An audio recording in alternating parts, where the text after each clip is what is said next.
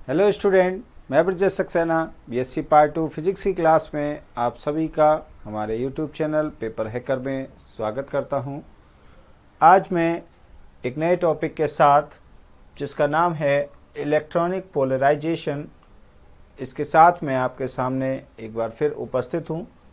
Electronic polarisation, जिसे हम हिंदी में वैद्युत ध्रुवण कहते हैं, ठीक है, इस पर हम आज डिस्कस करेंगे। तो इलेक्ट्रॉनिक पोलराइजेशन है क्या? ठीक, इलेक्ट्रॉनिक पोलराइजेशन का मतलब होता है, ध्रुवण का मतलब होता है कि उसको पॉजिटिव और नेगेटिव आयनों में वियोजित हो जाना। कोई भी जो एटम है वो अपने पॉजिटिव और नेगेटिव आयंस में क्या हो जाए, डिवाइड हो जाए, यानी कि उसी को हम कहते हैं क्या, पोलराइज्ड हो जाना। लिखा है जब किसी डाई इलेक्ट्रिक को, डाई इलेक्ट्रिक का मतलब कोई भी एक पदार्थ हो सकता है, जैसे कांच है या कोई अन्य पदार्थ, ठीक है।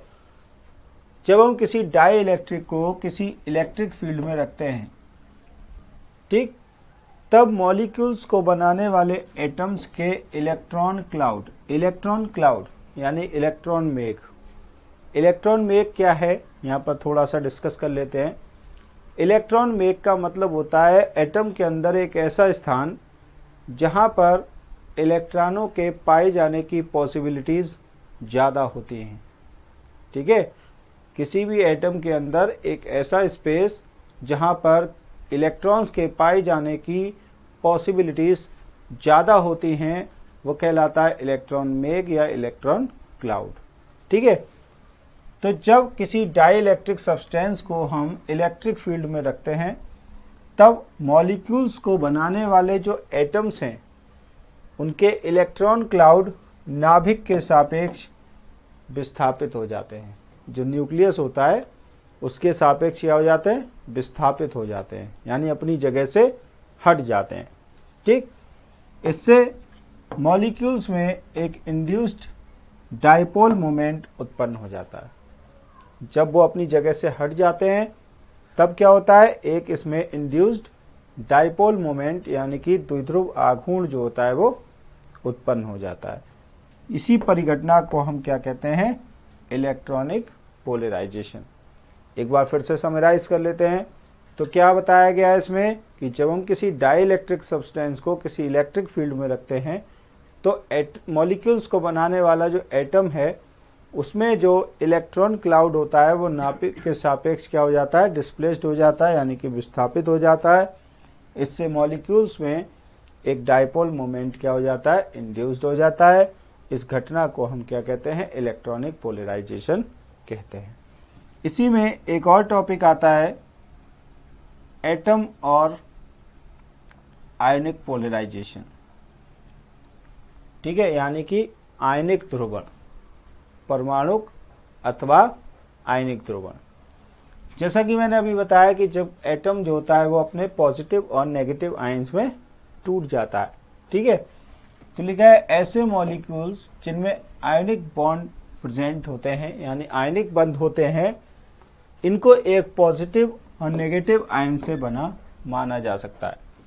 ऐसे जो एटम्स हैं जिनमें क्या पाए जाते हैं, आयनिक बॉन्ड पाए जाते हैं, इन्हें हम ये मान सकते हैं कि एक पॉजिटिव और एक नेगेटिव आयन से मिलकर बना है।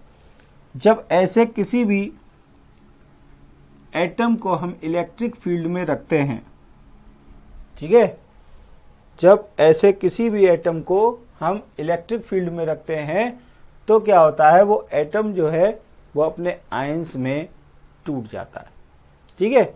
जैसे मान लीजिए NaCl है, सोडियम क्लोराइड, तो ये क्या करेगा, Na+ में और Cl- में टूट जाएगा, यानी अपने आयंस में टूट जाता है, ठीक है।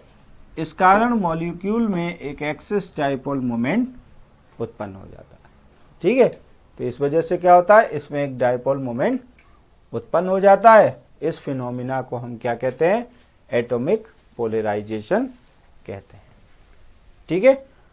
तो ये था हमारा आज का क्वेश्चन, जिसमें हमने जाना इलेक्ट्रॉनिक पोलराइजेशन क्या होता है और एटॉमिक पोलराइजेशन क्या होता है? तो इलेक्ट्रॉनिक पोलराइजेशन में क्या बताया गया कि जब हम किसी डाइलेक्ट्रिक सब्सटेंस को किसी फील्ड में रखते हैं, इलेक्ट्रिक फील्ड में रखते हैं, तो उसका जो इलेक्ट्रॉन क्लाउड है वो नाभिक के सापेक्ष क्या हो जाता है? डिस्प्लेस्ड हो जाता है, जिसकी वजह से वहां पर क्या हो जाता है? एक डाइपोल मोमेंट इंड्यूस्ड हो जाता है। इस घटना को हम इलेक्ट्रॉनिक पोलराइजेशन कहते हैं। और जिस घटना में जिसमें कोई एटम जो है जो आयंस से मिलकर बना हुआ है, उसे जब हम इलेक्ट्रिक फील्ड में रखते हैं तो वो अपने आयंस में क्या हो जाता है? ब्रेक हो जाता है, जिससे वहां पर एक डाइपोल मोमेंट उत्पन्न हो जाता है। और इस घटना को हम क्या कहते हैं? Ionic polarization. तो आशा करता हूं कि ये क्वेश्चन आपको समझ में आ गया है। इस क्वेश्चन के रिगार्डिंग कोई समस्या है तो आप कमेंट बॉक्स में पूछ सकते हैं। आज के लिए इतना ही, धन्यवाद।